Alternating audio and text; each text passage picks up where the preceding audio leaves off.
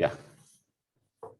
Dear friends and respected senior members of INS, I once again welcome you all to this INS webinar, which is one of the important activity of INS. The aim is to bring to the knowledge of our members about various development in the frontier areas of science and technology in general, and nuclear science and engineering in particular. The webinar subcommittee has been inviting accomplished speakers from industry, academia, organizations, corporations, and from R&D institutions in various locations of India. Today is the 25th webinar in the series. We have with us Commodore Amit Rastogi, CMD of National Research and Development Corporation, New Delhi, which is under Ministry of Science and Technology. On behalf of INS and on my own behalf, I welcome you, sir. We are eager and fortunate to have you here today on our INS webinar platform. Commodore Rastogi is going to talk to us on Ipr portfolio management in the context of R&D, which is very relevant to us in atomic energy. This is a very important topic for DAE and in particular to BRC, IGCAR, IPR, and various other research wings. Intellectual property pertains to any original creation of human intellect, such as artistic, literary, technical, scientific creations, and all. So patent, copyright, trademark, trade secrets are some of the types of IP.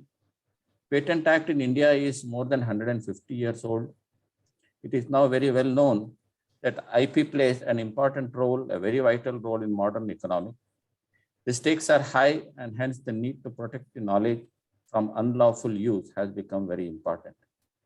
Nrdc, a IP consultancy program, it has an IC consultancy program wherein services are provided to R&D units from creating and protecting IP to its commercialization. Nrdc also has an incubation center to promote the growth of, promote and grow the startups. In fact, Nrdc does much more than just IPR. All that we will hear from Commodore Amit Rastogi. I once again welcome you, sir, and thank you for accepting my request to be with us on the Zoom platform. Now, before you start your presentation, I will request my colleague, Shri Dr. Ramanamurthy, to give a brief introduction of our speaker.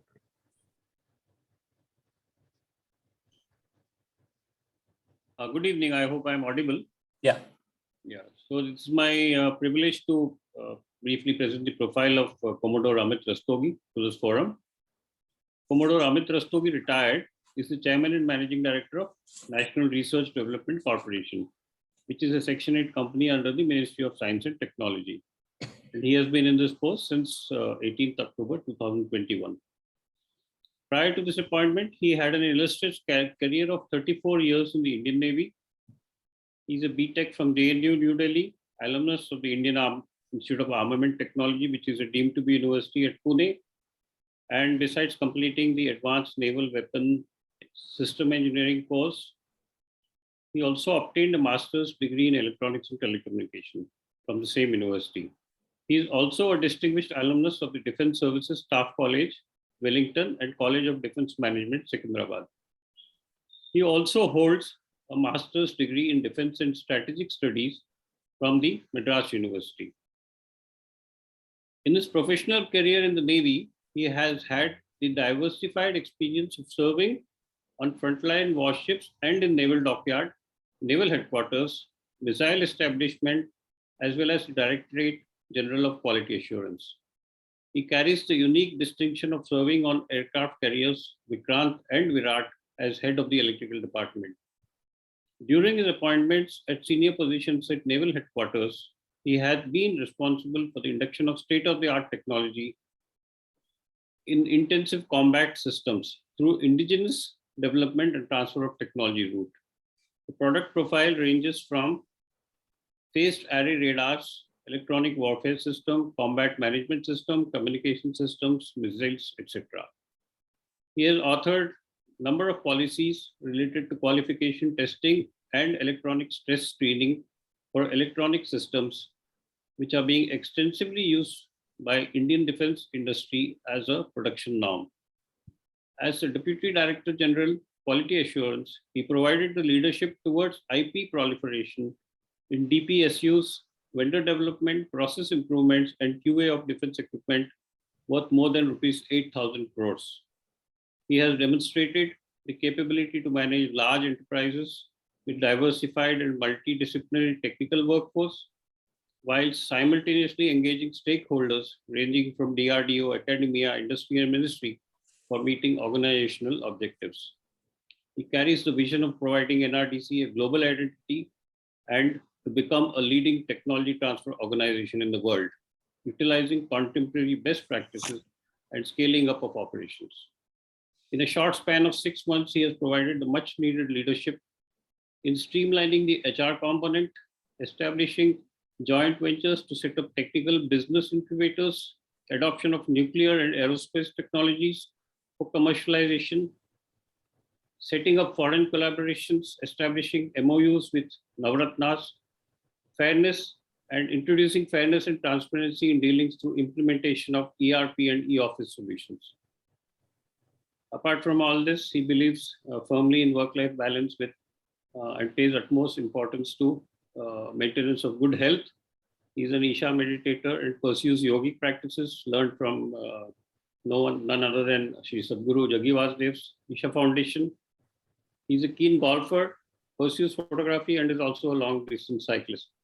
So with this introduction, it's now my privilege and pleasure to welcome Commodore Rastogi to kindly commence his presentation.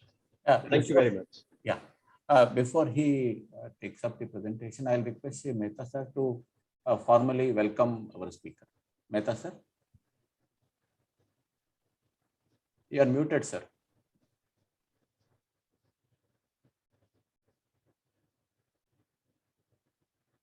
Sir, you are muted.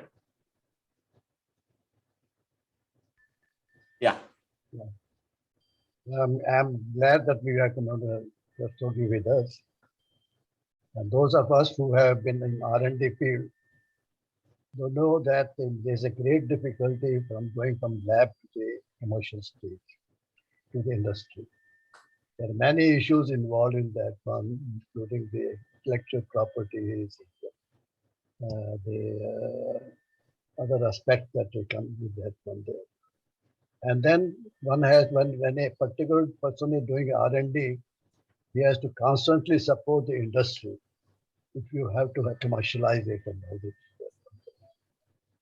And the kind of atmosphere that we have in India, where the industry prefers import of the R&D so that they can commercialize it faster, is always a challenge actually. And I think the National Development Corporation is really facing that one issue. And I wish them all the luck to go ahead on that one there.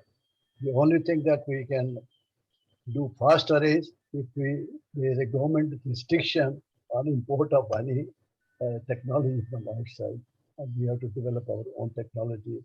That's the way we have to do it in the nuclear technology. So all the best, Commander Rastogi, to you and your colleagues and the organization. We welcome you, and I'm looking forward to your talk. Thank you very much. Very good evening. I must acknowledge and thank Indian Nuclear Society to have given us this opportunity to share our activities and also give our appreciation on this important aspect of IPR in the context of R&D. Before we actually start with the presentation, I would like to introduce my colleagues who also would be part of this presentation, which we are going to have for nearly an hour or so. We have Sri Lakshmi Narayan joining us from Nrdc headquarters at Delhi. He's the Chief Business Development, carries an experience of 25 years plus in this particular field. We have Dr. B.K. Sahu, who is head of IB Facilitation Center and Technology Innovation Support Center at Visakhapatnam. which is our important unit on the eastern seacoast. And he is a PhD in IPR and carries tremendous experience in this particular field. So with these two, along with these two colleagues, I'll try and make an attempt to, I would say, make an attempt to give some insight on this particular aspect of it, because all of you are intellectuals and been there, done that. It already exists with this community. But the only thing is, since we are placed amongst both the important stakeholders, the one who generate technology, basically the source of technology, and the one who leads this technology. So there is some insight which has got generated, so that we will try and make an attempt to share with all of you. So in this process, I think we will make use of the structured presentation which we have. So I'll request Sri Lakshmi Narayan to share the presentation.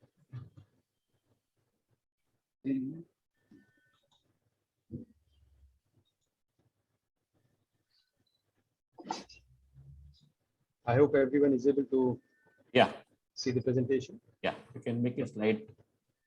Yeah, it is clear. Okay.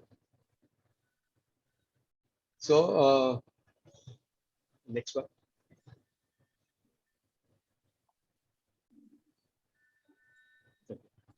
So this, how our presentation is going to be structured.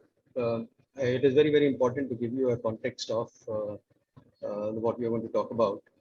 And for that, it is important to know that what Nrdc does, because it's a small company, Section 8 company, which was established in 1953.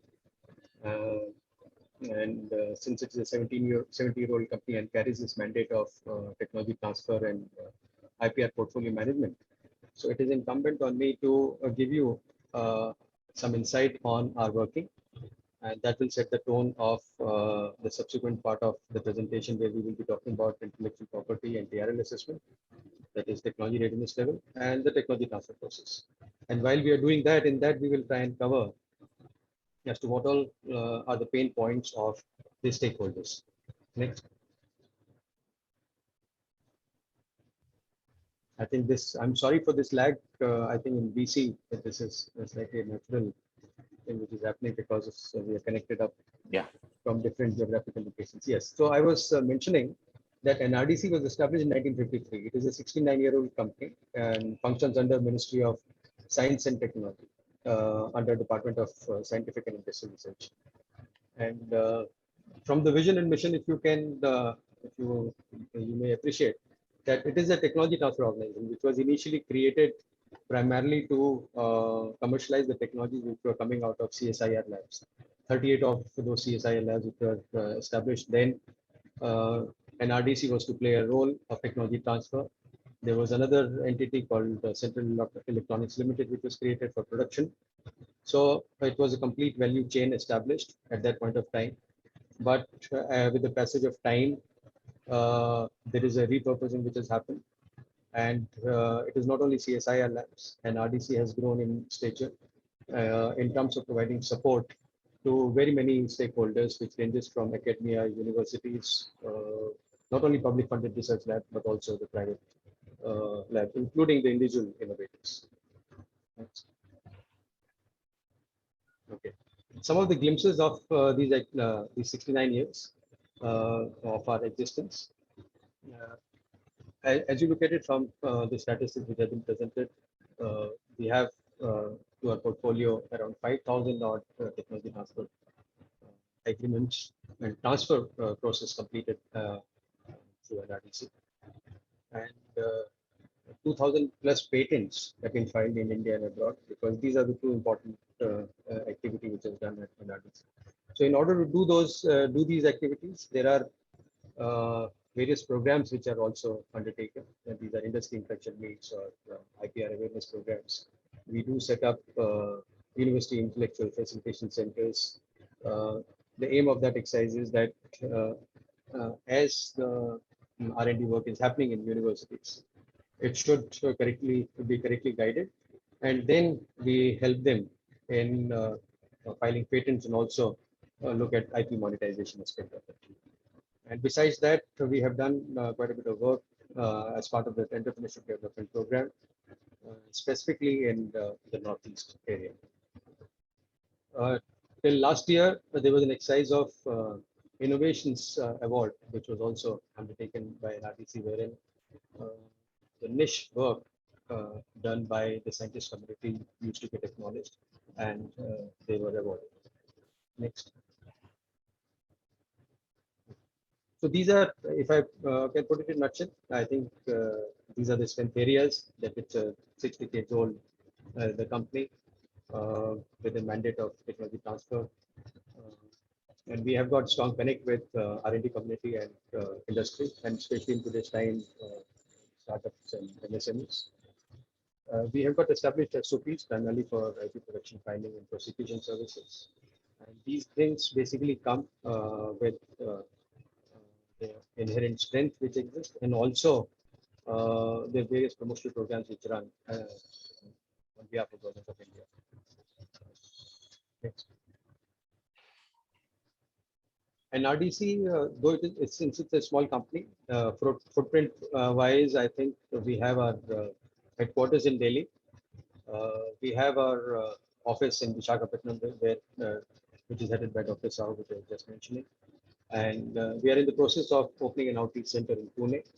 And besides that, as Dr. Rao was mentioning initially, that we have business incubators, one at Delhi and two of them, one at IMT Bhubaneswar, another one at CSIR, NN at Bangalore. So with these entities put together, the work of NRDC is undertaken. Next.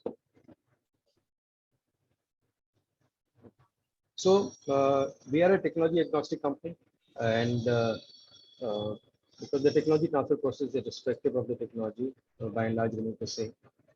So we provide that kind of foothold to the startups and SMEs in the industry to, we have the bouquet of technology which is available, and they can ideate around the technology.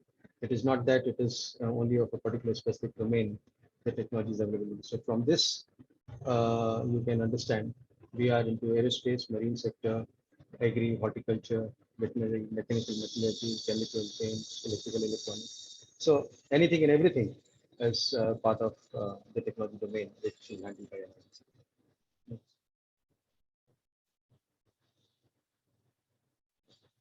So what are the various activities which we undertake? I think it primarily can be categorized into two, promotional and commercial.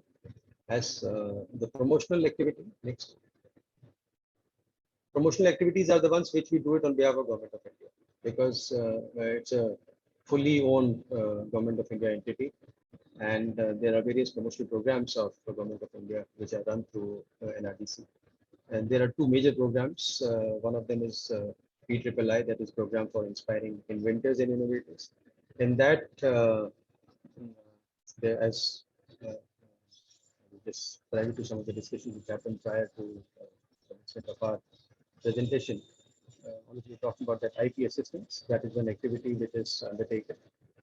We provide patent assistance to anyone whosoever wishes to file a patent, and only the constraint remains is the availability of funds. As long as we have the funds available, that thing is provided free of cost, as long as it is patentable and it is into the manufacturing sector today. Then there is a technology development validation commercialization program, which is a very unique program started this year, and I'll be covering more of it subsequently. Then the incubation services, which has got added into our range of activities in the recent past, wherein I mentioned that we run 3 business incubators, and there is a demand of much more. There is a CFTRI Mysore, CLRI Chennai. So all of them wishes to join hands with NRDC for management of the incubation services that they have. And another program under this domain of promotional activity is PDTC, Program for Development of Technologies for Commercialization. This is a unique program in which we help, this is aimed at technology commercialization process. So there are value additions which are undertaken in the form of market survey, basic engineering design package, feasibility study reports, draft project reports, and likewise, depending upon from technology to technology. And we do provide funding support through this techno-commercial support programs, in which the 2 lakhs is given, and priority project program, in which 10 lakhs are given for if the technologies are at TRL2 or TRL3 level. Nrdc also has 2 publications, Invention, Intelligence, and Avishkar. It goes back to 65 and 70s, and basically to reach out to not only to the industry, but also to convey to the society at large that what are the work which is happening in the SNT. And we have the mandate to be part of various science exhibitions which happen pan India, again with the purpose of communicating the various schemes of Government of India, and to facilitate that kind of connection with the society. And industry interaction meet is an important activity, and wherein we do conduct technology domain specific industry interaction meets, primarily to make those, I would say, the R&D community and the one prospective licensees be part of the same platform. And seed funding is another unique program which has again started this year. In this, we provide funding support for technology commercialization and development subsequently. And this outreach centers, as I told you, again, it is mandated through our promotional programs. One of them is coming up in Pune. Another one is going to be coming up in Guwahati to look after the Northeast. Next. Yeah, this is I've already mentioned. We have incubation centers in Delhi, Bangalore, and Bhubaneswar. Bhubaneswar is primarily in the minerals and materials, and Bangalore one looks after the aerospace and allied industries.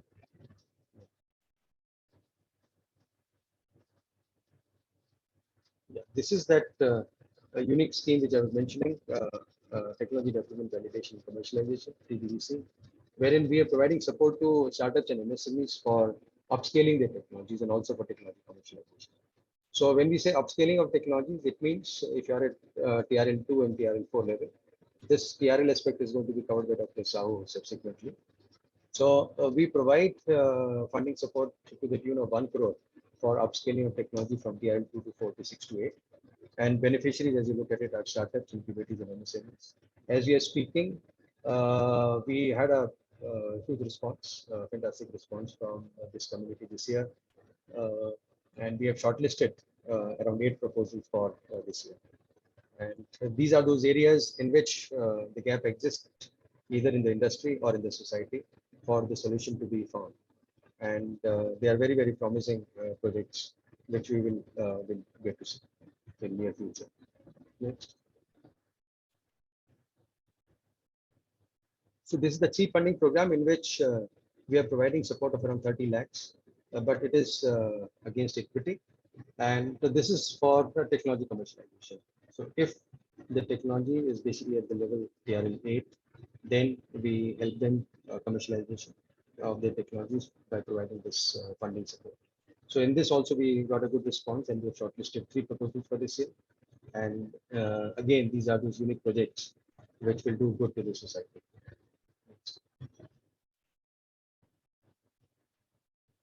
Now coming to commercial activities, these are ranging from technology transfer, IP consultancy.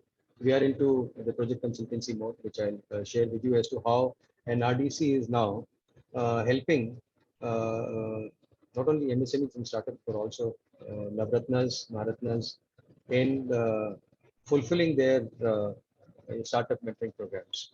And that's how we provide the startup support. And we provide support for export of technology services. In that, we have given support to Ministry of External Affairs. Support has been given for African countries. Next.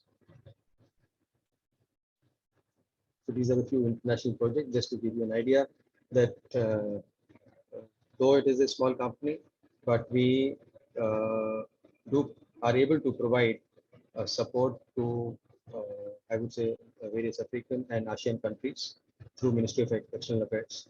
And these are a few projects, which was one of them was establishment of Technology Development Center and also we provided technologies for tomato production in Ghana in the recent past. And presently, we are also in the process of joining hands with ARDO, that is African Nation Rural Development Organization, USPTO, EBTC.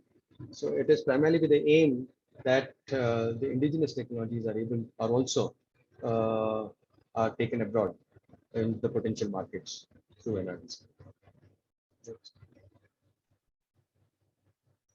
These are the few consultancy projects, I think, which is where we are. Nrdc is providing support.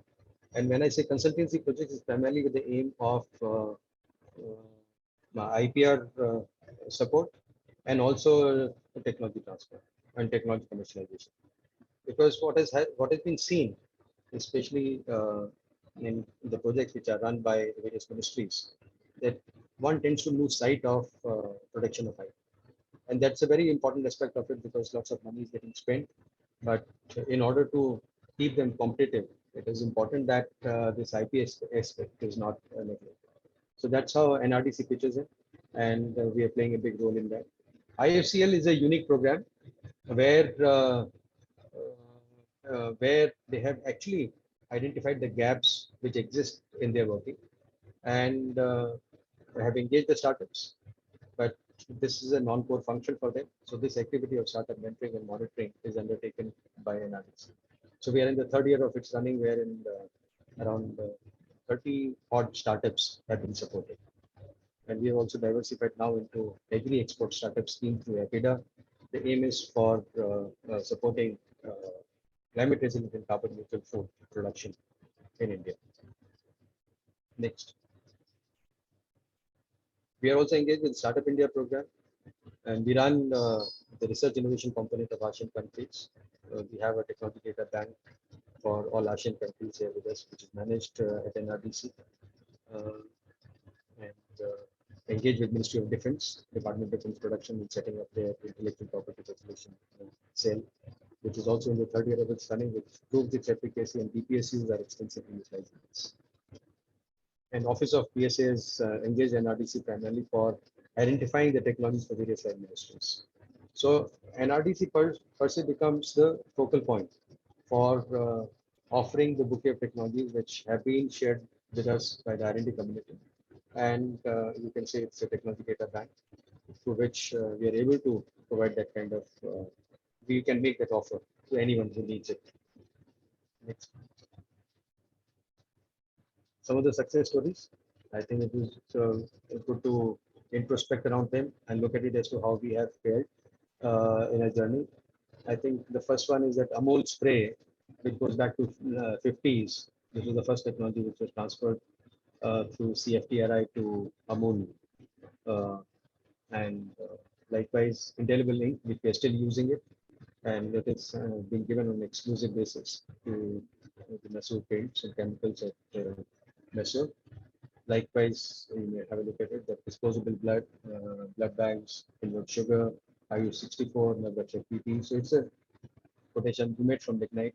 So the range of technologies indicates that we are into almost all domain. Next. I think this is the crux of the entire the working of Nrdc. So we have a technology data bank, and we have the source and the consumers at the end of the spectrum. So at the source end, we have basically the corporate R&D universities, R&D labs, NGOs, individual inventors, who basically assign their technologies to us. And then amongst licensees, we have startup MSMEs and overseas players. So what is important in this is that what is so unique about this technology transfer process? Because you need an entity, because once you have a source, technology source, can it be directly commercialized, or is there any process which is required to be undertaken, or there is some value addition which is required? So that value addition part is undertaken at Nrdc. If you look at it from the range of the work which is undertaken, is basically that pilot plant studies, or as I told you initially, that basically design packages, feasibility study reports, market survey. So all of them becomes part of that value addition in itself. So I will also try and make an attempt as to, during the initial discussion, all of you were also mentioning that I have a technology, but it is not getting commercialized. But you have a technology which you have transferred it, but the licensee is expressing pain in commercializing. So why is it so? Why are we not able to do this? So let me well slightly more on this. Next. Okay. So if you, I think there are a few questions. If we make make an attempt to give an answer to this, the answer is very obvious. That why are we sort of where are we lacking? And if we take care of these particular aspects, I think that will be a win-win situation, because at the end of it, whatever we are doing it so that it gets utilized. So it may sound slightly, it has been put in a very plain and simplistic manner without using any complex jargon. So, but if we try and see what are these, then I think it will give us an answer with respect to the issues which normally I would say the R&D community also shares with us, or a licensee once the technology is transferred comes up and indicates that yes, there is an issue. So why are we doing what we are doing? I think if you look at it broadly, it is primarily to address a technological gap, or is it an upgrade or an innovation, or is it basically an answer to any kind of industrial problem or issues? So obviously there is an objective to this. One of them is that if there is an integral R&D, obviously that integral R&D of any of the company would be directed towards that in-house development of the products what they're doing. So there is a feedback mechanism. So the one who is a developer, he gets a continuous input with regards to how their technology is evolving. But when we are doing it all by ourselves or for someone else or with some issue in mind, so are we actually connected with it? That is a broad issue, because the success of it lies in the fact that how well are we connected with that subject for which we are developing this. Is there any interaction with them? If not, then obviously once it goes for commercialization, there would be certain issues which will get reflected primarily to the developer. So I'll cover that part subsequently. Like so, if you look at, just go back. Yeah. So what is the outcome which is expected out of the R&D activity? It will be a technology, it will be a sub-technology, or it will be a new process, it will be a new product.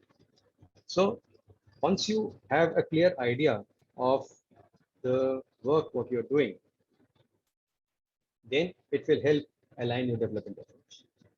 And that's a very important aspect of it, because during the process of development, we should not reach a stage where we say that this is it, this is what is the best which I can possibly do.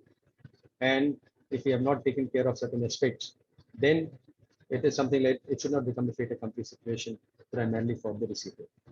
So it will, so by answering these initially, we will try and remove the disconnect which would come about with respect to the customer's expectations, etc. Next. So another set of questions, I think, if you look at, so what is the whatever efforts you're putting in with respect to the R&D, is it primarily for meeting the functional requirement alone, or is it an intelligent mix of optimized processes, ease of availability of raw material, design aspect, cost consideration?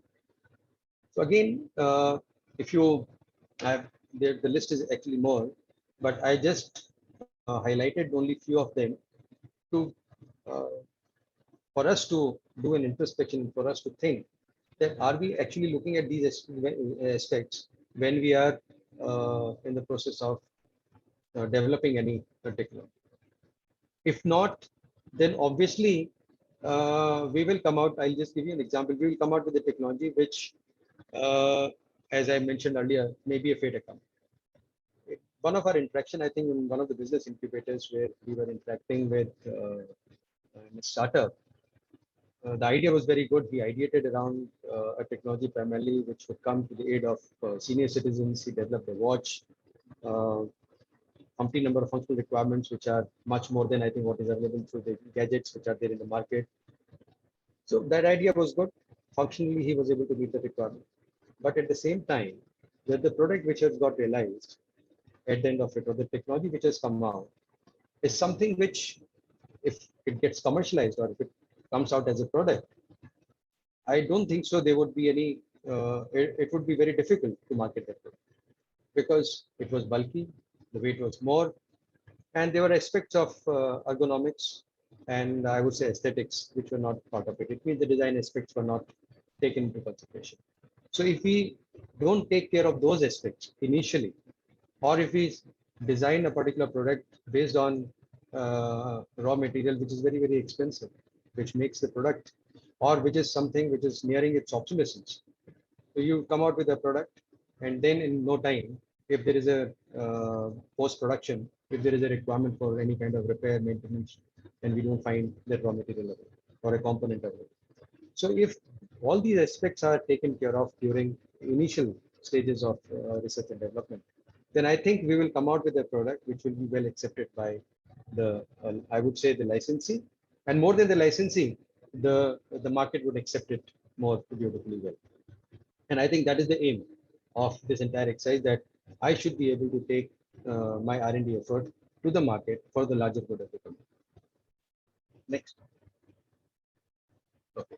So again, these are a set of questions which possibly needs to be answered because we felt that these are the pain points. Because when we go through this technology commercialization process, the technology gets assigned by R&D lab to an Nrdc or a technology transfer entity. Now it is our responsibility to handhold the licensee and ensures that he is able to commercialize the product.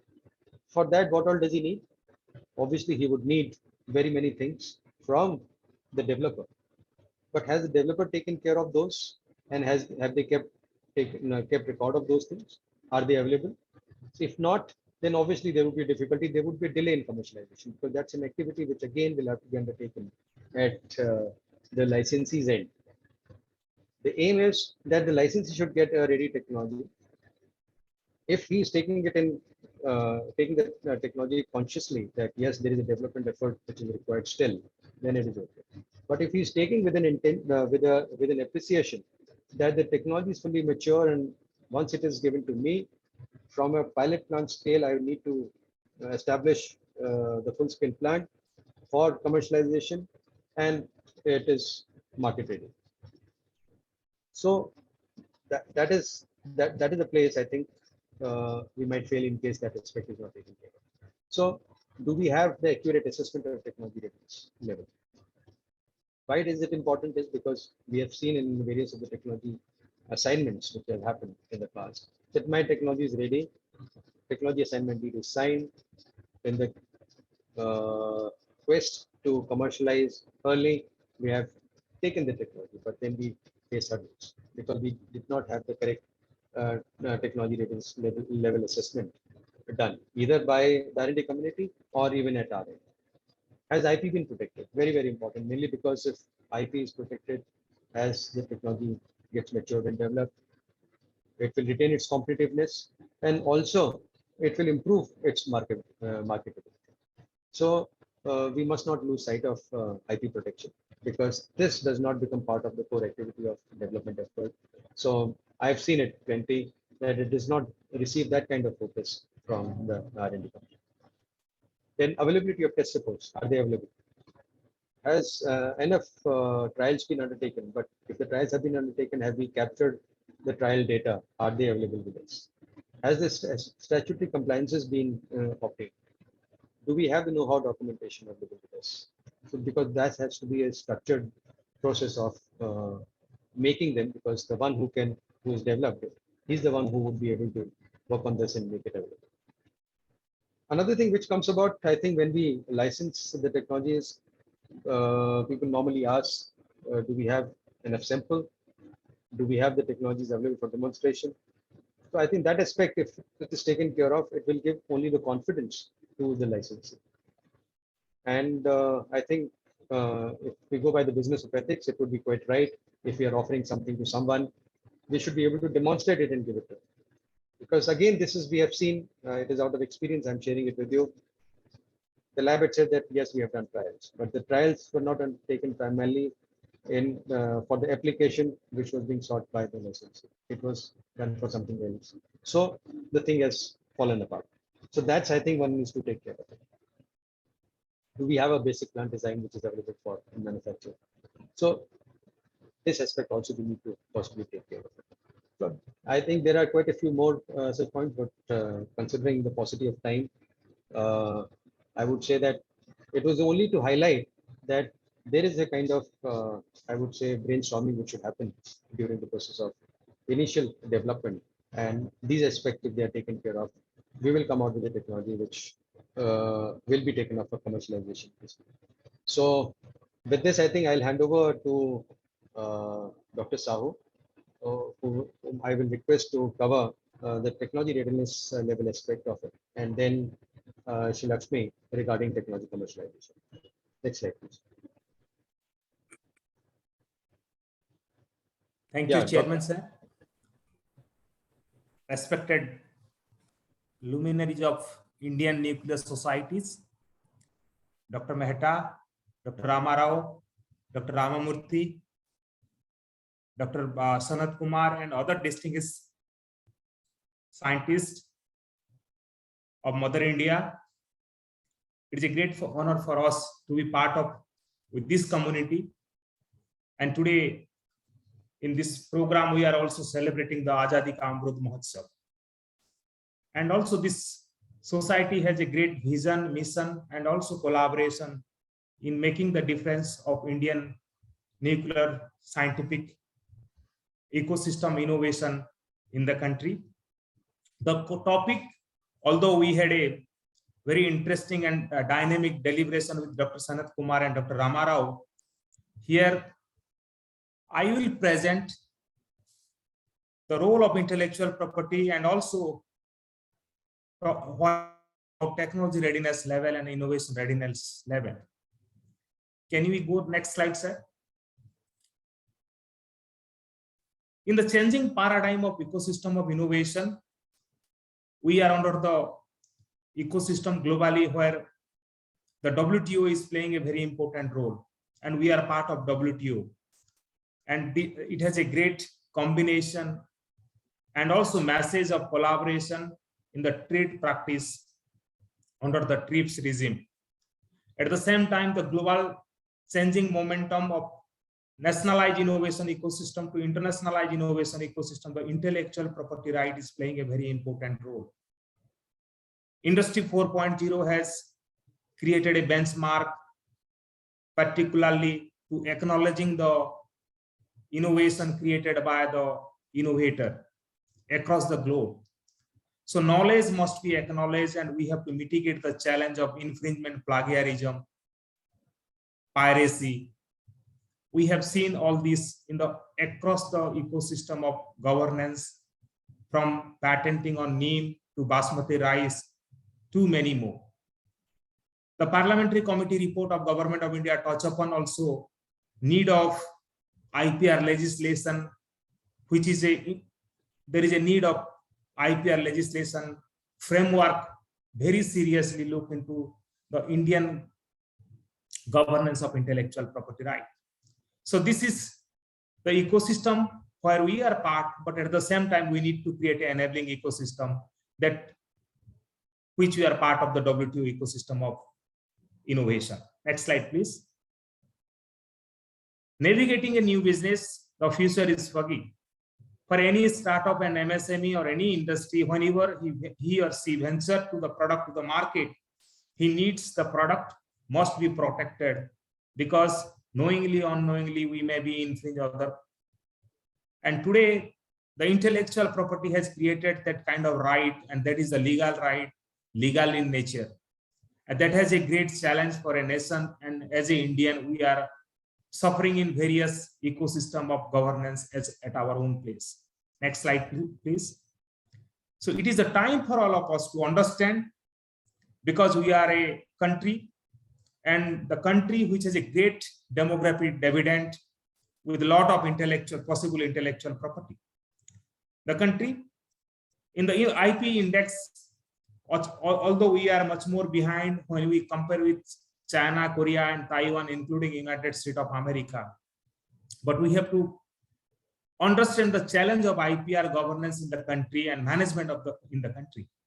One is foremost research commercialization from our sponsored research, collaborative research, grant-in-aid research, contract research. How we are creating a momentum in this regards to mitigate the challenge of the society, coming out with the technology from mind to market, lab to land, technology at bedside to the bedside. The issues today before us is one of the biggest and challenging issue is public and private sector research funding. And you are all aware that private sector put less in R&D investment. But when we compare with other countries, their private sector put more in R&D. These are some of the socio-economic aspects need to understand. And also we must have to understand the challenge before us, as India is a 12th mega diverse country in the world with a lot of biological flora and fauna that has been pirated. Biopiracy was reported. And so the benefit right must be given to the innovator, inventor at grassroots. And there should be a benefit sharing of genetic resource in a sustainable way. And that is the access to plant genomic research. India is a country, developing country, because our dependency on import of technology is very high.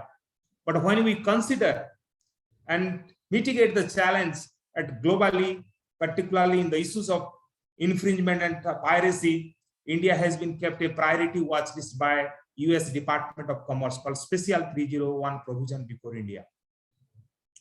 Other than this, I will say knowledge must be acknowledged. In fact, Dr. Sanat Kumar may not be agree, but I have already requested him that I will be in touch with him in discussing more on this. But as for the time constraint, I am skipping some of the issues which need to discuss at this intellectual podium, virtual podium, but I will discuss in some other time. So can we go to the next slide, please? So India needs more invention, more innovation when we compare with our counterpart as far as the science, technology, and innovation governance, and also to mitigate the challenge globally, particularly in accessing, availing, and adapting the technology for the local and also self-reliance. Next slide, please. So one side we are talking about accessibility and availability, but at the same time, we must have to recognize the inventor, innovator who have created. There must be a benefit sharing. So under Article 27 of Universal Declaration of Human Rights, everyone has the right to protect. And also everyone has the right to share the scientific advancement for the benefit. So we are talking about benefit, and intellectual property gives a benefit sharing, not only confined to patent. We must have to look into the other aspect of intellectual property like trademark, design, copyright, and geographical indication of goods, protection of plant varieties and farmer right.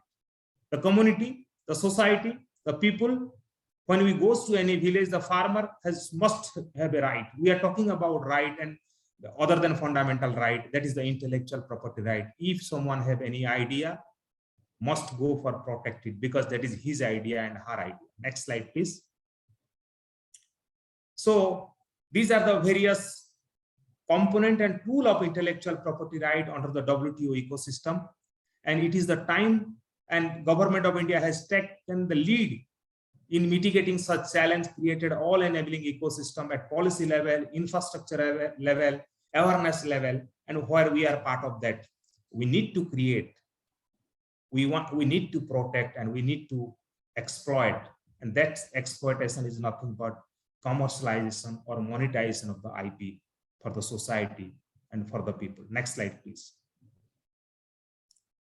We have a national IPR policy. The policy touch upon 7 objectives to mitigate the challenge. So that challenge is creativity, inculcate innovation among the people, all stakeholders of the knowledge economy. Respecting IP is most important. Acknowledging IP is most important. And also for that, we have a ecosystem and infrastructure enforcement and commercialization. at various ecosystem level of the governance, particularly in creating legal awareness opportunity and framework for intellectual property governance in the country. And we are already put in place. And today the Indian IP office or ecosystem is very well transparent. And also we have a beautiful ecosystem that can anyone can connect with any issues with Indian intellectual property office. Next slide, please. So when we are talking about research and development, how to integrate with R&D, that is very, very important. And public institution, it is a public exchequer money, and that is rooted for the research and development. We must come out with some kind of invention or innovation, and also some kind of output, so that should go to the people, and that intangible asset what we develop other than publication must percolate to the society, and that may be IP. And if that IP has a potential to the market, we must have to connect to the MSME and industry and startup, so that we can integrate IP into R&D, and that to commercialization and monetization. Next slide, please. So at the same time, we need to integrate intellectual property to our institution, our business, our ecosystem of governance. We need to create a momentum at the institutional level, particularly to our human resource manpower, because that is the manpower ornament to the ecosystem. We need to do a capacity building training on IP, so that they can leverage, protect, manage, capture, monetize, commercialize the intellectual property.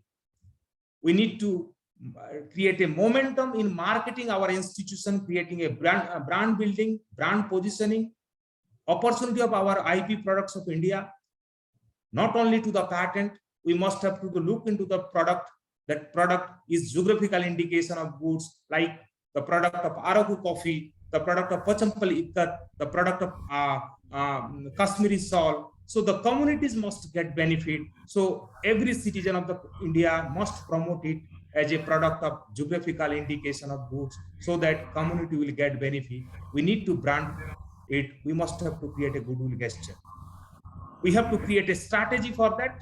And that strategy, we need to create the strategy as far as the extracting value of intellectual property and also creating value of intellectual property. Then only we can mitigate the challenge.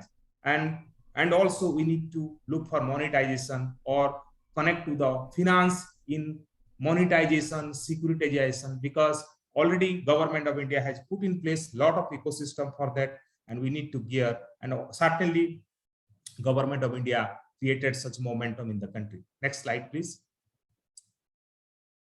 So we have a lot of opportunity for research and development, and research and development not confined to corporate or big university. Today, research and development is also taken place in the small institution, for the opportunity for sponsored research, collaborative research, contract research, grant-funded research, both long-term, basic and applied or mission mode. Many opportunities are there, like DRDO gives for funding for extramural research, METI also gives for fund, DST gives, SCRB gives. So that kind of fund goes to the R&D people, and they can create some kind of intellectual property, some kind of invention that can mitigate the challenge of the society, what we are facing in our day-to-day life. And certainly that will be the opportunity of technology transfer and incubation. Next slide, please.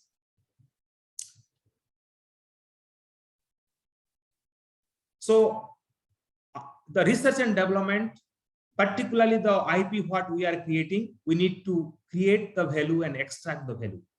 So creating value is nothing but protecting the IP, so that the knowledge must be acknowledged and it must be documented properly, so that novelty can be takes place, and there should not be any kind of unethical practice that has been reported in many institutions and organizations, particularly copyright violation, IP infringement. Then we look into a process of opportunity in the market, and that in that market, how we can get the return on investment of our intellectual property, what we have developed. So in that process, in that journey, some of the challenge we need to mitigate, and that we are going to move to the process of technology readiness level from the intellectual property. Next slide, please. So as far as the technology readiness level and assessment, we all aware that there are various scale of TRL. Normally we talked in India from TRL 1 to TRL 9, but TRL 6 that gives an opportunity of technology commercialization.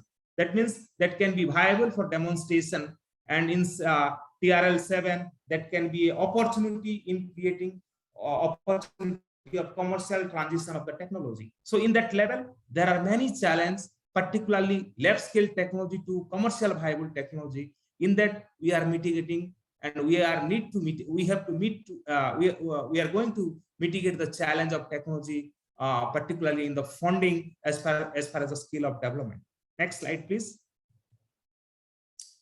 So the invention to innovation, particularly in the technology development or technology readiness level, we must have to mitigate the challenge for the prototype, the proof of concept, the TRL 3 and 4, and that is all. There is also another stage that is called pilot demonstration. These are the two stages. These are the two stages that has a greater challenge, particularly for an institution, for a scientist to mitigating the challenge of technological value of death and commercialization of value of death. So in this respect, we need to do a assessment and risk management, particularly these two phases.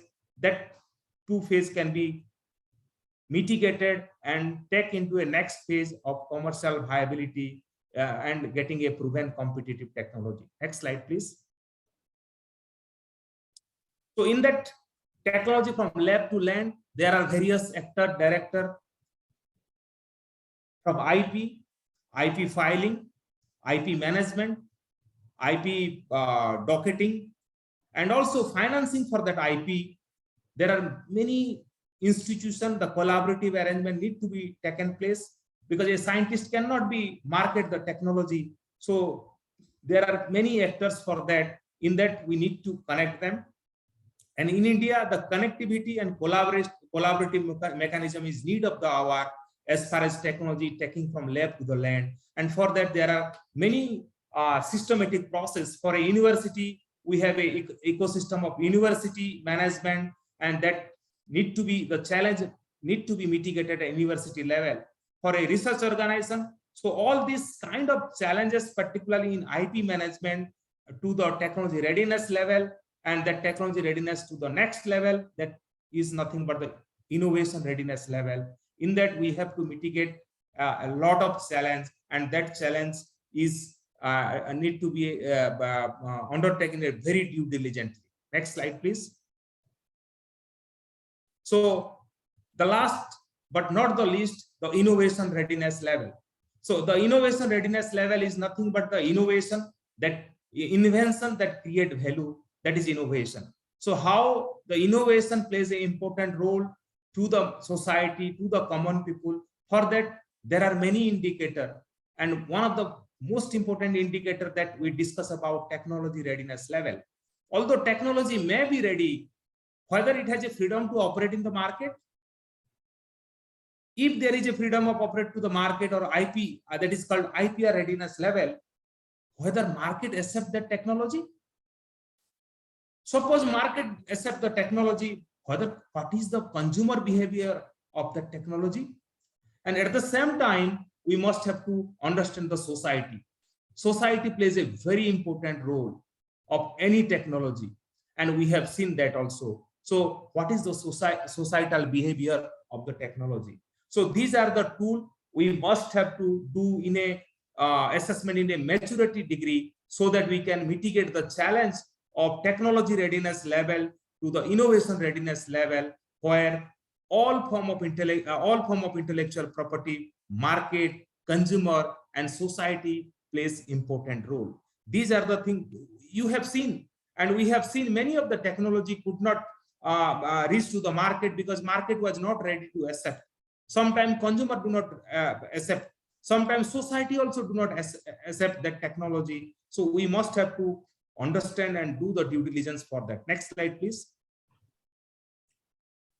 So at this time, because we are part of the WTO ecosystem and intellectual property has been playing a very important role in any innovation ecosystem and creating impact to the economy, innovation, and also benefit to the consumer and society. But it has been reported that intellectual property protected invention has a greater market value and also help MSME, and many of the MSME has a success reported as far as the higher growth rate, those who are IP protected MSME as far as their process and product are concerned. So we must have to reorient, we must have to change our mindset as far as the demand of the time is concerned. So next slide, please.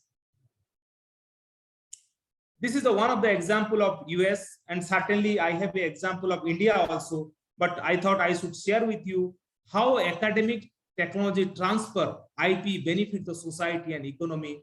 And this is one of the report of Association of University Technology Manager, how IP created, protected, licensed, new product developed, and certainly that has created impact and momentum to the economy of the nation. That orientation we have to do because we are part of this ecosystem of the WTO. We have compliance all the norm of IP. We need to implement at our each sector of the innovation ecosystem. Next slide, please. Certainly, Nrdc as a national organization, we have connected the dot to the community, to the society, to the MSME, to the startup, to the industry and academia in helping them in protecting IP in a various way from patent, trademark, design, copyright, and Nrdc got leverage, got opportunity in the national ecosystem of governance as a best innovation center in 2021. So that is the opportunity we are trying to create, trying to develop, trying to connect, and making the difference to the society in the changing paradigm of ecosystem of innovation. Thank you all of you, sir. And it is my great opportunity, and I am grateful to our leadership to giving this opportunity to share my thought. Our thought, it is our vision, it is our collective mandate and mission. Thank you all of you. God bless you. Jai Hind, Vande Mataram. Thank you. Thank you, Dr. Sahu. Thank you very much. Thank you, sir. Now, from now onward, I'll be taking over for discussing about the technology transfer strategy. As you are all aware, there is a need to develop a strong protocol for taking forward the technologies that are developed in the lab scale or in the laboratories to the industry. So this strategy has to be a systematic strategy wherein we have a documented processes of how we take these forward and how these technologies are actually processed during the technology transfer process, and then it is taken to the industry. After taking to the industry, how the technologies are being actually implemented at a grassroots. If there is a requirement of handholding of the licensees, there is a need to get back to the R&D institution, help the licensees to resolve their issues whenever they're implementing the technology. So now I'll be discussing how this is being done as a standard protocol of Nrdc since the year we started operating, since 1953. This is a process which is got matured over the years. So now I will discuss about how we go about this technology transfer. Next slide, please. So this is a initial when there is a discussion happening with an R&D organization for entering into a collaboration. Normally what we do is we sign an MOA wherein we outline the role of the organizations, the R&D organization as well as the technology transfer organization, which is getting involved in the process of technology transfer. So we outline what is the role of each of these organizations, what is the kind of revenue sharing that is being promulgated during the process of transfer of the technology, what are the impact that is going to happen when we sign this MOU or MOA for taking forward these technologies. So once the MOU is signed, then we go about acquiring the technology on a case-to-case basis. So what is done is we circulate a standard technology acquisition format, which has been developed, which is quite elaborate, wherein the information on the technology that has been developed. Mr. Commodore Rastogi was telling about the documentation part. So when the documentation is very strong, the filling of this technology acquisition format in the way it has been developed for understanding the development of the technology. So we need to understand when a technology transfer office officer handles a technology, he needs to have a very strong confidence to handle a technology and convince an industry. So for that, he requires information. So without that information, he may not be able to actually convince an industrialist to put in his money for deploying the technology. So this is a very detailed technology acquisition format, which is filled up by the R&D institution, by the scientists. In fact, there is an intervention by Nrdc officials also when this technology acquisition format is filled up. Whenever there is a confusion, the confusions are sorted out, and all these aspects are filled up, and then it is submitted to Nrdc. With this, what Nrdc does is we go for an assessment of the technology and take decisions on what is the next step, whether it is to be taken forward to for filing protection, or we go for value addition, or it could be directly taken to the industry for commercial offer. So these are appropriate steps that we take and we move forward. Next slide, please. So technologies that are of high commercial potential. See, once the technology assessment is done at NRDC level, so it is assessed on a basis of the technical aspects, the economic feasibility aspects. All these aspects are taken care of. And then if there is a commercial potential that we see in that technology, there is on a case-to-case basis, we get these technologies assigned to NRDC for marketing the technology. So this assignment is basically for marketing the technology. The ownership of the technology and its associated patents will still be with the R&D institution or with the innovator. We only take the assignment of the marketing rights for commercializing the technology. In addition, the value addition that is being done, we have already discussed the market surveys, the techno-economic feasibility studies, the basic engineering design, the detailed project report. All these aspects are parallelly taken up along with the protection of the technology. So this is invariably required because when the value addition is done, for example, if a market survey is done, you know exactly how this technology is going to behave if it is released into the market. So this analysis gives a strong confidence to convince an industry that yes, there is a demand for this particular product or a process or a technology, which has been assessed by the market consulting firms. And based on these results, if there is a requirement for developing a feasibility report, which may be useful for the customers who are going to take the technology, or it could be a detailed project report, which is going to be actually a bankable project report, which is going to be easy for the licensee who takes these details and immediately goes for the loan if he's trying to raise some kind of a finances through the banks. So he requires all these details, feasibility studies, detailed project report studies, the market analysis. All these are basic inputs that is required if there is a finance or a bank loan that he is trying to raise. And for the implementation of the technology, the basic engineering design is actually required. So this is actually a platform where we use a software. It could be, for example, if it is a chemical related process, we use a software called ChemCat, or it could be a Visimix. These are some softwares which we use for simulating a process on a bench scale. And for once the simulation is done on a bench scale, there is a process for scaling up on a software platform itself without any additional investment.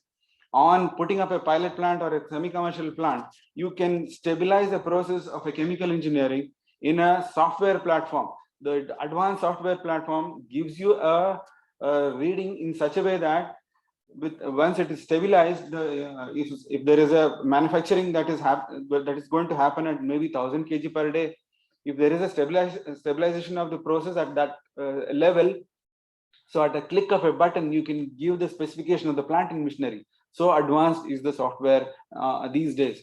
So these kind of basic engineering design is also being developed for engineering, biotechnology, food, and other areas of technology sectors.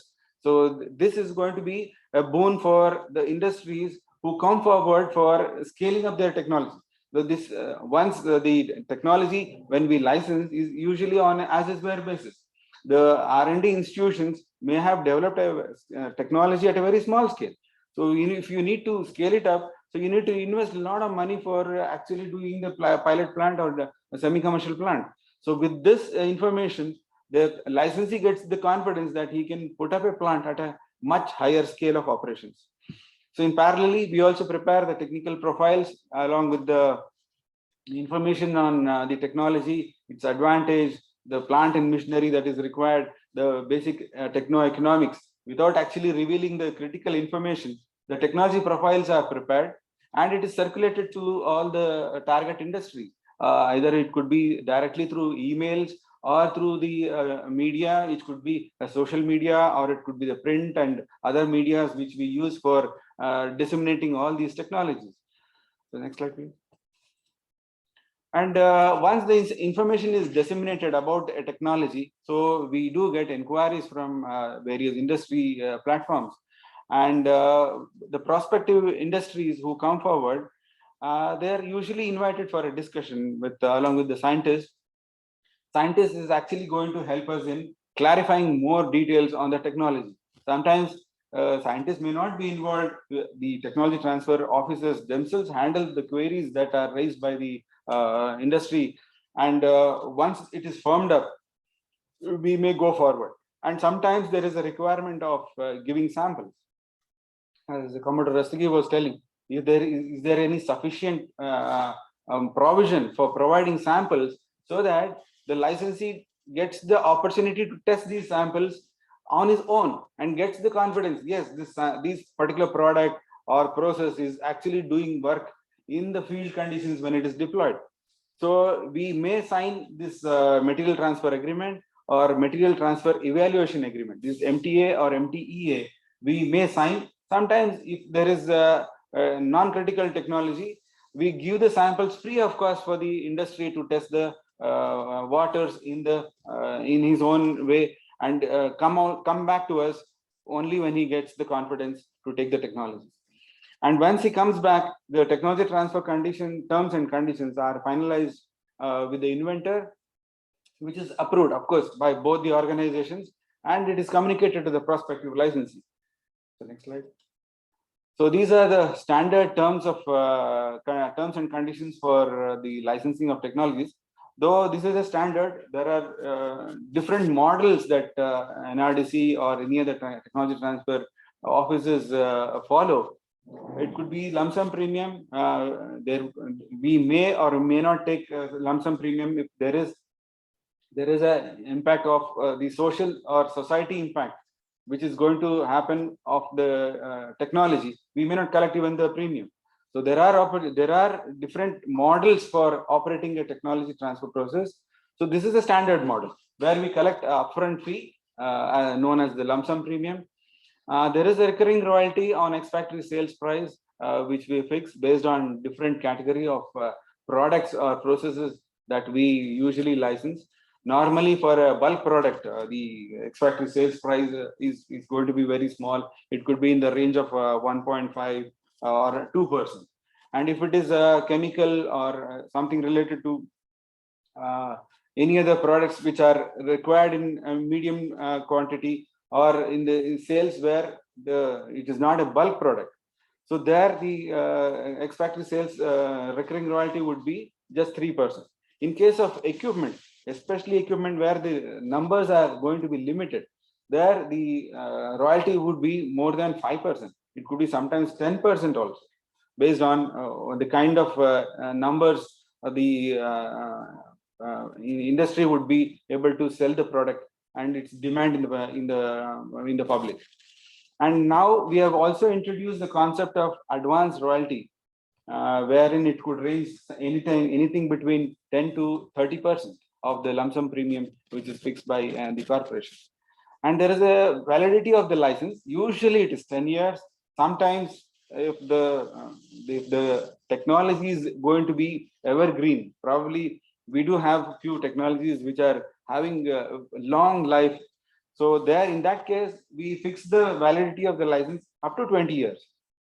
That is also possible. So this is a standard model of we fixing the license period of license to only 10 years. So nature of license, it could be exclusive or it could be limited exclusive. In case of the indelible ink, which we have licensed to Mysore Paints, so that is an exclusive license. It has been happening for almost now 40 years now. The technology has been given on an exclusive basis to Mysore Paints. And sometimes we do charge demonstration charges from the licensees, where the cost of the raw materials are very high. So the R&D institutions themselves charge this demonstration charge when the training and demonstration of the technology is being done. So this is also, of course, the GST, which is prevailing as applicable at the time of licensing, is collected on both premia as well as on the recurring royalties. So these are the standard terms and conditions for transfer of the technology. Go to the slide.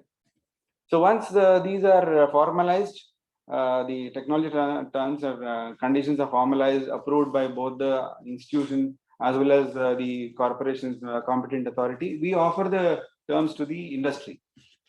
And he comes forward to make the payment and sign the license agreement. He fills up the license application form. These are all standard procedures that we follow. In the license application form, we try to capture the details of the prospective licensee who is going to implement this technology or deploy the technology in the public.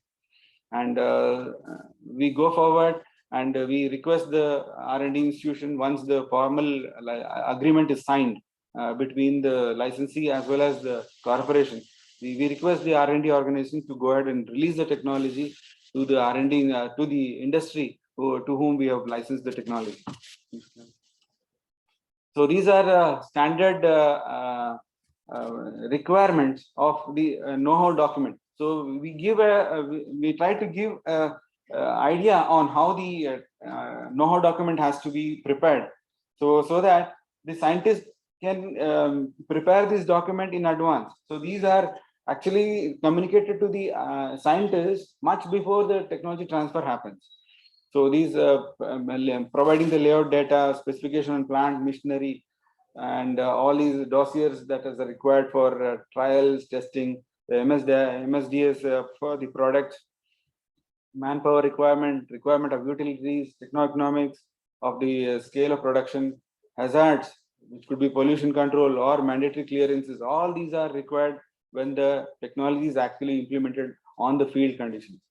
So all these are actually, along with the training demonstration, the know-how document is also very, very important to the licensee, because he is definitely going back and referring to this document whenever he has problems during the actual commissioning of the manufacturing of the products. So once the product is manufactured, he starts selling in the market, and he pays the royalties to us on a biannual basis as per the license agreement which we have agreed and signed with him. Next slide. And once the licensee pays the premium and royalties, the accumulation what is happening at NRDC, it's released every 6 months. Every 6 months, whatever is the accrual towards a particular technology which has been sourced from a particular R&D laboratory, we make a payment. We make the statement of whatever is the receipts.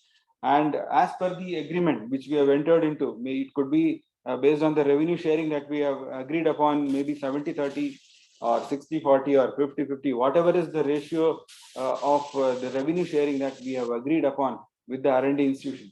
Their share is actually given to the R&D institution every 6 months. And post-licensing, of course, once the technologies become commercially successful, so we do try to get a socio-economic impact assessment study so that we understand how this technology behave in the market or in the society in the process of implementation, and how much benefit we have realized by releasing this technology. So all these information is brought out in this socio-economic impact assessment study. This is in a nutshell on the process of technology transfer that happens in our office. And it could be a variable model. This is a standard model that we follow. Thank you very much for giving me this opportunity. Now I request Commodore Rastogi to conclude, give his concluding remarks. This is a case study which is present here. It is a case study on the Central Silk Board. We have been associated with Silk Board since quite some time. 1995, we entered into their agreement with them, and we have filed more than 150 IPs. And out of 150 IPs, we have commercialized 50 technologies, and we have licensed about 130. We have concluded 130 license agreements from these 50 technologies, and earned a revenue of 2.6 crores exclusive from technology fees. Of course, the royalty figures, it's a variable figure. I don't have the figure here, but from technology fees, the lump sum premium that we have received from licensing 130 agreements is 2.6 crores. There's another case study which we have taken from an ICR institution. This MOU we signed in 2012 and it's ongoing. We had 4 IPRs and 16 technologies have been assigned to us. 6 technologies have been commercialized. We have issued 17 licenses and earned a revenue of 32.5 lakhs. This is a case study. Commodore Amit Rastogi, may kindly take over. Okay. Thank you, sir. Yeah, thank you, Lakshmi. Firstly, I think we apologize for not able to keep track of the time, so we have shot up by around half an hour. So I think what remains for me is to thank Ines once again for this opportunity, and I think 1 hour is too short. Basically, to talk about the nitty-gritties of things what we've been doing and how it is done. Made an attempt, give an idea about Nrdc, and also what are the mechanics of IPR portfolio management and technology transfer. We have been looking forward to integrate with INS as well, primarily to take up the various technologies I think what are getting developed at your end for societal use, and which I may put them in the realm of dual use technologies. And you may see the strength of Nrdc and the experience what we have had. This non-core activity, as I put it, and you would have seen in last 2 case studies that the revenue earning is quite a bit in case you outsource this activity, and R&D effort can continue at your end, and Nrdc kind of organization basically look after technology commercialization and can generate much revenue for the technologies that are getting generated in the various entities of INS. So thank you all once again. And should there be any query, I think it can be put up to Dr. Ramarao, and we can take it up subsequently. Thank you, Commodore Rastogi, Dr. Sahu, and Sri Lakshmi Narayan. If Dr. Ramanamurthy is still there, he can take some questions from the audience. Yeah, I'm here, but there is nothing on the screen indicating that anybody wants to ask a question. But I'd like to ask a question, sir. Yeah. Where does this intellectual property protection kind of fit into the framework of what many entities are carrying out, what we may loosely call as reverse engineering, and how can that be countered? I mean, is it a good thing, or whether it's something? It is a good thing for the spread of technology and use of technology by multiple entities, or is it really not conducive to technology development? I just like to know what are your comments are. I think if you look at it purely from the perspective of IP protection, if reverse engineering is resulting into any kind of IP infringement, we are doing reverse engineering mainly because I think somewhere there is a gap in terms of in our efforts to develop the same technology what has been developed already. But if we are getting into the domain of IP infringement, should we get into it? I would say that it has got its own legal implications. So though it may be a shortcut to success, but I think the effort should be to put in our efforts to maybe develop an equivalent, but not necessarily a reverse engineering process, because we have seen it. It is, I think I saw this term called Jugaad technology, which was used in ISP's curriculum and taught to MBA students. So, as Indians, I think it is right, it is part of our culture that if our innovation ecosystem is not strong, then we may look at, doing something fast for us, and that happens through this reverse engineering process. But with this, we may land up into infringing IP, which will have its legal implications. So I think it is best avoided. Thank you. Indira, you wanted to ask? Yeah, I have two questions actually. Can you hear me? Yeah, Sure. go ahead. Yes, ma'am. Yeah. Sure. Thank you very much. It's a very useful and very interesting lecture actually. In fact, all of us should know all the aspects related to that. I just want to know two things. There are some things are non-patentable. One is our Atomic Energy Act says any invention related to atomic energy cannot be patented. And so that, of course, I am aware of it. But another thing I don't know is there are some inventions related to medicinal and cure surgical diseases. They cannot be patented. Something like that is there. But still, many drugs are patented. Many drugs are patented, and that's the pharmaceutical industry is one of the highest patenting body in the world. So, can you explain that? And I have I'll request Dr. also. Sahu. I Sorry. have one Yes, more ma'am. question also. In general, Indian patents take long time as compared to the US patents. Can you explain that also? Yes, Madam, thank you very much for making us so happy, particularly at the end of the day, output of our delivery. But certainly in this deliberation, I will touch upon some of your query. You are aware that Section 20 of Atomic Energy Act of 1962, the invention related to atomic energy cannot be patentable, and also that is under Section 4 of Indian Patent Act. So that is you all aware. I'll come to the third question. I will give answer so that I'll create some interest. Madam, in India today, within 8 months, you will get a patent. So that transformation of Indian Patent Office, I would like to tell you, when I was in Delhi during my academics year in 2003, at the time I was doing my MPhil and doing for some survey to visited patent office. When I visited patent office was in such a place I can't say. And it was in Karol Bagh, then it went to Patel Nagar. Now Indian Patent Office has a international looks at Dwarka with 4 offices in other part of the country. And Indian Patent Office today is an international search authority, international examination authority.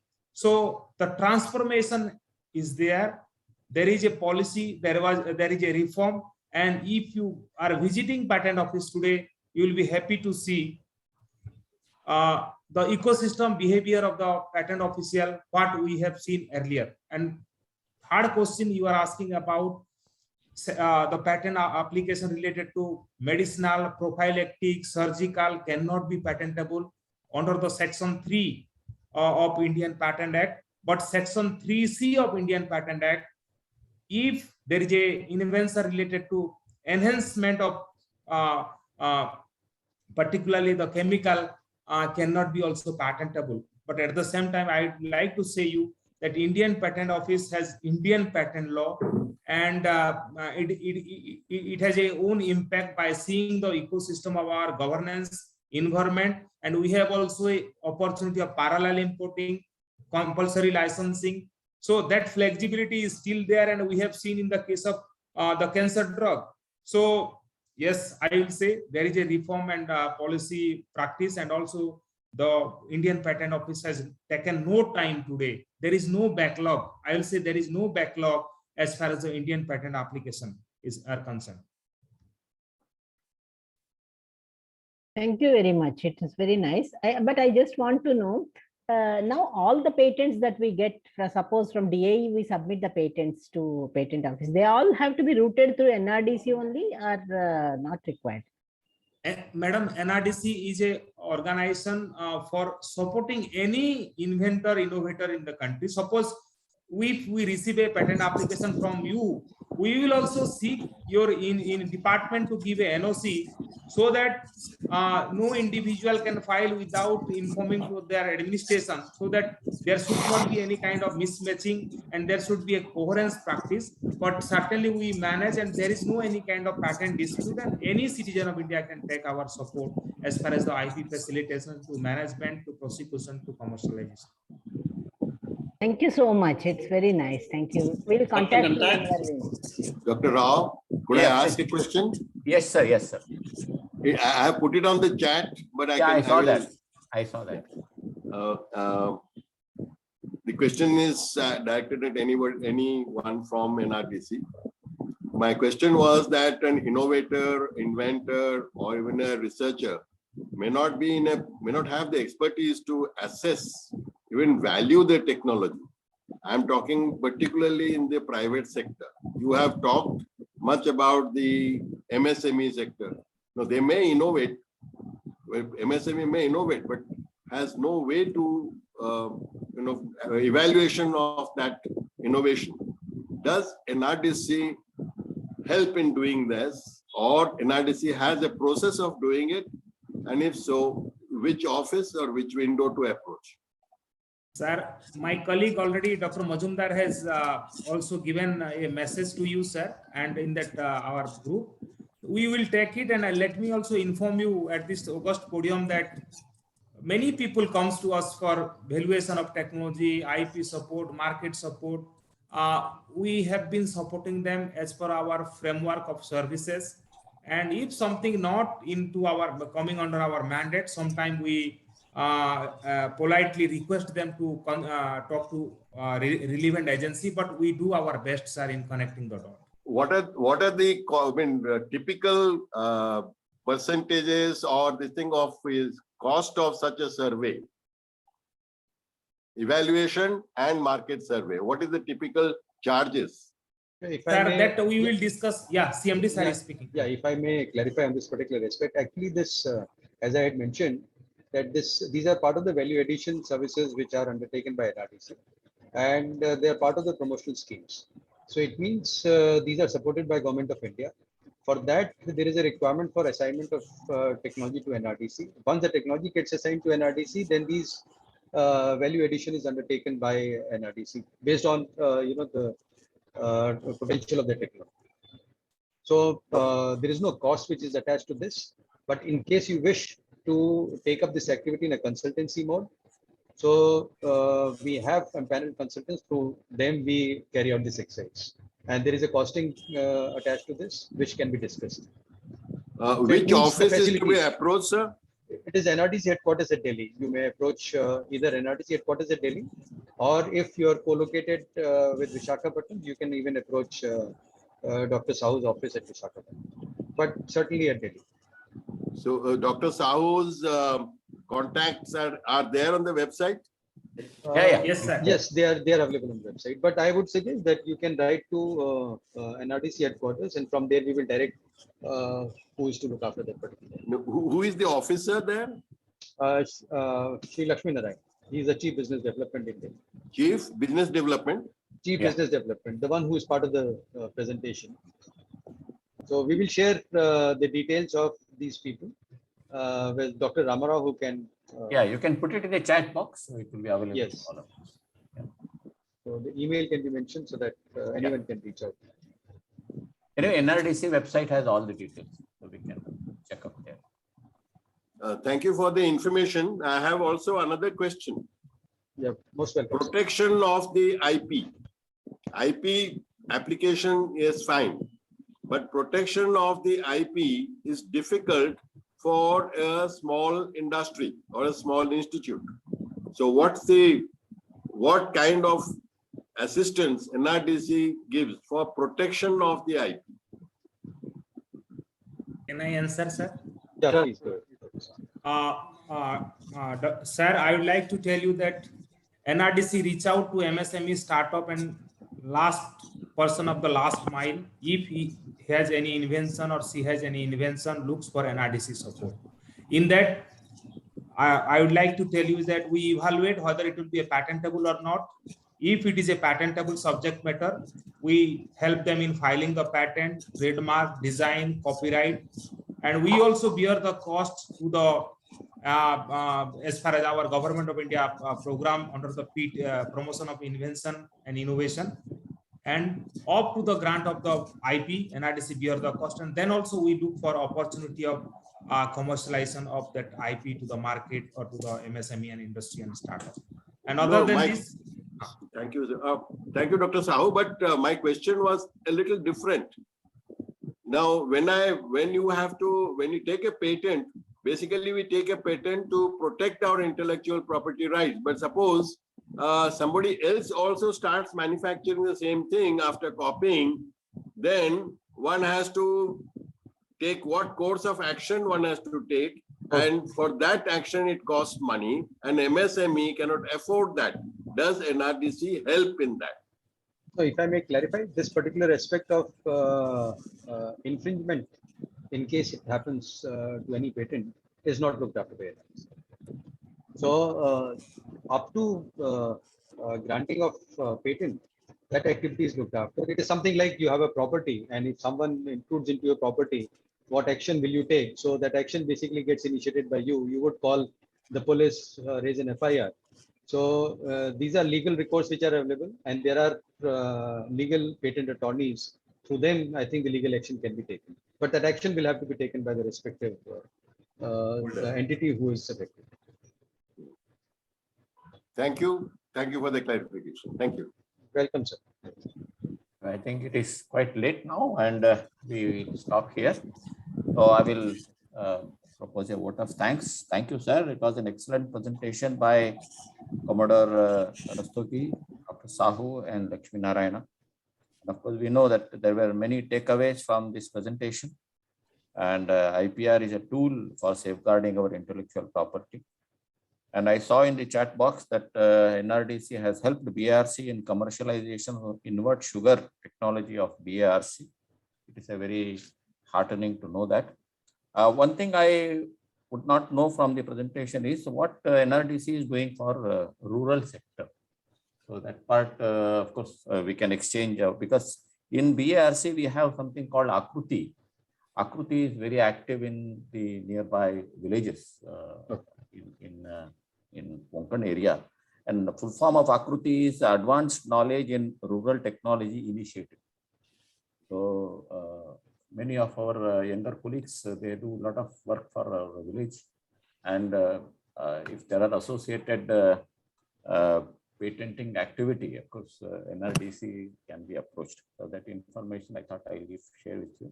Certainly, so I think we'll be able to help you on that account. Yeah, sure. We have got range of technologies which can be infused into the rural sector. Yes. So we can exchange. Yeah, sure. Thank you, sir. Thank you very much. We had a wonderful presentation, and I personally came to know many things which was not clear to me.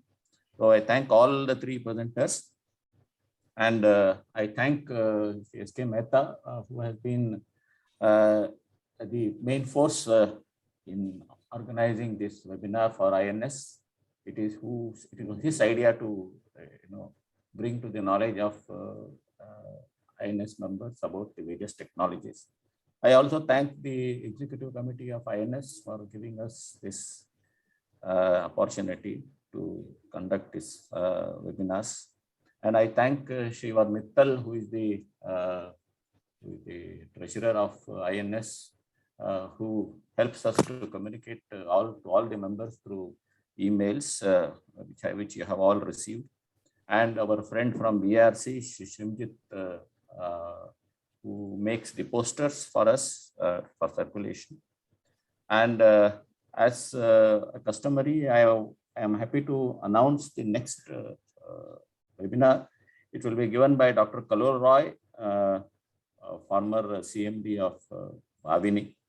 So he will be talking on societal benefits from engineering development. So that will be on 30th of July. So I will request all the members to join us on that day. So with this note, I again thank all the members, people who have joined us online from Zoom and from the YouTube. And See you again on 30th of July. Thank you all. Thank you, Rastogi Sahab. Thank you. Saul Thank you. Sahab. Thank you very much. Thank you very much. Thank you, sir. Dr. Ramarao, and all esteemed members of INS Thank for you, giving sir. us a Thank you. patient hearing. Thank you, sir. Looking Thank forward you. to more interaction with all of you. Yeah, sure. We'll be in touch with you. Okay. Thank you. Thank you. Bye-bye. Good night. On the way.